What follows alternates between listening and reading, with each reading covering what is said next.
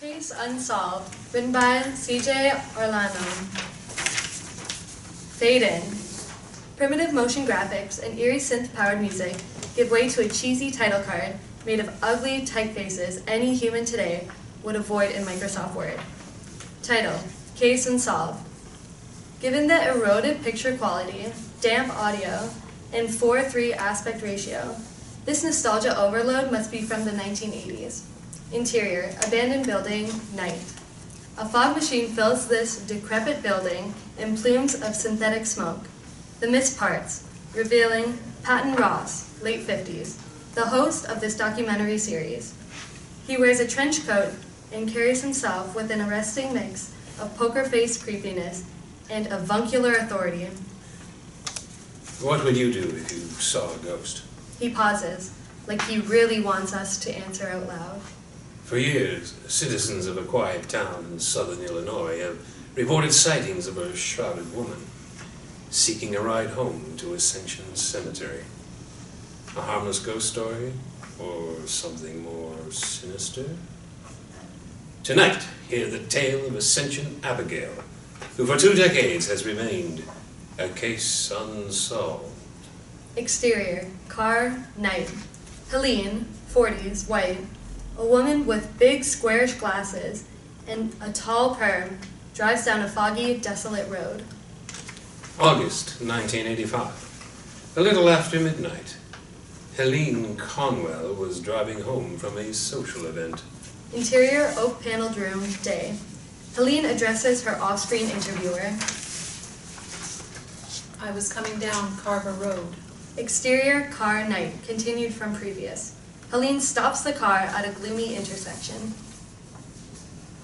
And you know that feeling in the pit of your stomach, like in school right before you take an exam or something? Helene looks out her passenger side window and sees a ghostly woman in a glowing white shroud standing right outside her window. The ghost stares, a sharp deadness in her eyes. She doesn't appear to have a jaw. Helene screams. Interior, Riz's childhood house, living room, night. A 5-year-old Filipino boy with a bowl haircut, Rizal Riz Mateo, jumps in terror. He sits on a couch in a lamp-lit living room. Riz clutches a throw pillow as he watches the Case Unsolved episode on his family's boxy TV. She's right outside my window. A cheap glass pane, the only thing between me and her. I screamed because I knew. That's her. That's Ascension Abigail. Riz looks frickin' terrified. On TV. Interior, study. A man in his 50s is interviewed. A lower third Chiron identifies him as Gus Mackenzie, ghost scholar. Reports say that if she appears inside your car, you take her to Ascension Cemetery, and she'll disappear. But in 1971, my grandfather did exactly that. The next morning, he was found outside the gate with his jaw ripped off. Gus's eyes well up. The camera zooms in slowly, relishing the moment. She did that. Ascension Abigail killed my grandfather. Interior, Riz's childhood house, living room, night, continued from previous. The horrified Riz jumps off the couch and runs out of the room, leaving behind his babysitter, a relaxed woman named Cynthium Horton, 45, black, who sits on the couch, chatting on a huge cordless phone, oblivious to the TV show and Riz's reaction to it. That's what he said. Mr. Gorbachev, tear down that wall. Riz, you okay?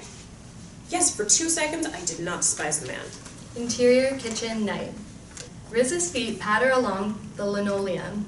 He prepares a plastic plate of crackers, salami. He looks at the plate, arranged into a hub of spokes, like an edible bicycle wheel. He smiles, nerves calmed. But then, he looks up and sees the kitchen window, beyond which is pitch black nothing. Riz stares at the window. Audio from the TV creeps into the kitchen. She can appear anywhere, at any time.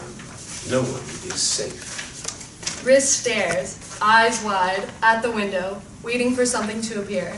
Waiting for her. Finally, he musters up the will to bolt out of the kitchen. Interior, Riz and Owen's apartment, living room, night. Riz, now in his 30s, enters this handsomely furnished living room. Owen Chassar, 30s, white, sits on the couch, eyes closed. Riz carries himself with an energetic lightness, while Owen skews towards wryness and melancholy. Overall, the two men share the same easygoing disposition. Both men wear business casual attire, as if they'd just come from a memorable dinner.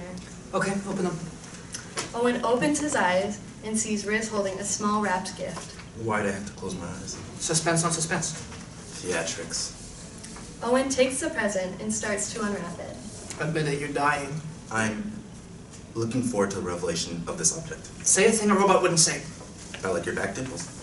Rerun. Little do. Riz kisses Owen on the cheek. Owen unwraps the present and reveals a large serrated knife with a bevy of attached hardware tools. Owen looks instantly giddy. The 10-blade. Kid in a candy store. This is the Suze Borman of multi-purpose tools. Dear Prudence, I married a walking spreadsheet. Thank you, Boo.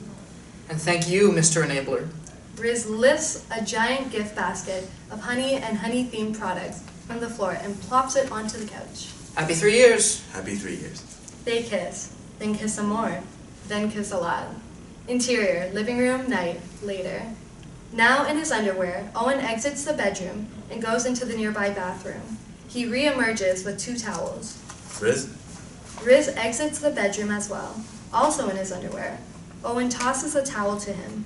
They wipe themselves down and toss the towels aside. One more present. Please say it my way.